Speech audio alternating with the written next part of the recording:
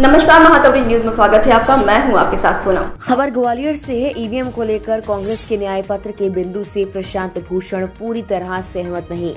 कहा, पर्चियों के मिलान के साथ शीशा भी ट्रांसपेरेंट हो। ग्वालियर पहुंचे प्रशांत भूषण ने पत्रकारों से बातचीत की। इंडियन एसोसिएशन ऑफ लॉयर के कार्यक्रम में शामिल होने ग्वालियर पहुंचे देश के विख्यात सुप्रीम कोर्ट के लॉयर प्रशांत भूषण ने बड़ा बयान दिया। कांग्रेस के न्याय पत्र में ईवीएम वीवीपैट से जुड़ी घोषणा को लेकर पूरी तरह सहमत नजर नहीं आए प्रशांत भूषण। कहा, वीवीपैट की पर्ची से मिलान बिल्कुल हो सकता है अगर उसका शीशा ट्रांसपेरेंट कर दिया जाए। अगर उसका काला शीशा होगा तो उसके मिलान से बात नहीं बन पाएगी, क्योंकि उसमें मैनिपुलेट किया जा सकता है। चुनाव आयोग के रूल में इस बात का जिक्र किया गया कि वीवीपैट का शीशा ट्रांसपेरेंट होना चाहिए, फिर भी उसके खिलाफ जाकर उसको काला कर दिया गया ताकि बाहर से उसके अंदर का ना देखा जाए। ये सीधे सीधे गड़बड़ी की ओर इशारा करता है।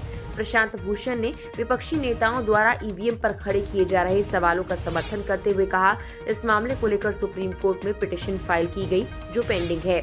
उस पिटीशन के जरिए यही मांग की जा रही है कि इलेक्ट्रॉनिक वोटिंग मशीन भी मैनिपुलेट हो सकती है, क्योंकि उसमें प्रोग्रामेबल चिप रहती है,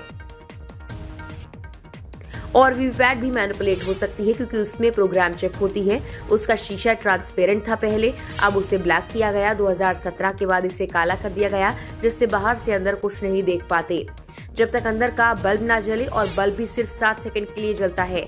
ऐसी स्थिति में ये तय कर पाना बहुत कठिन होता है कि दिया गया वोट सही दल को दिया गया या नहीं। जर्मनी में भी ये चुनाव के लिए उपयुक्त नहीं। दुनिया भर में कई देश इस पर रोक लगा चुके हैं, वापस बैलेट पेपर पर आ गए हैं। प्रशांत भूषण ने देश और अलग अलग राज्यों में सत्ता के सिंहासन तक पहुंचने वाले फ्रीबीज मुद्दे पर अपनी बात स्पष्ट की। कहा, फ्रीबीज 2 तरह की होती हैं।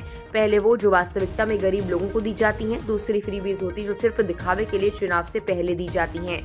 चुनाव के बाद उसे विड्रॉ कर लिया जाता है। कायदे से इसमें रूल ये होना चाहिए कि इलेक्शन से कुछ महीने पहले इस तरह की फ्रीबीज सरकार अनाउंस ना कर पाए। सरकारें उसे अपने मैनिफेस्टो में शामिल कर सकते हैं, वादा कर सकते हैं कि पावर में आएंगे तो उसका लाभ जनता को मिलेगा, लेकिन चुनाव से कुछ महीने पहले फ्रीबीज का लाभ देना गलत है। बहुत सारे गरीब लोगों को वास्तविकता में सब्सिडी की जरूरत होती है। हेल्थ, एजुकेशन, कई ऐसे क्षेत्र हैं जहां उनको जरूरत होती है, लेकिन इस बात का ख्याल रखना बहुत जरूरी है कि इलेक्शन से ठीक पहले लगभग 4 से 6 महीने पहले तक एकदम से फ्रीबीज अनाउंस और लागू नहीं होने चाहिए, क्योंकि ये चुनाव में मतदाताओं को लुभाने के लिए उपयोग में ली जाती है।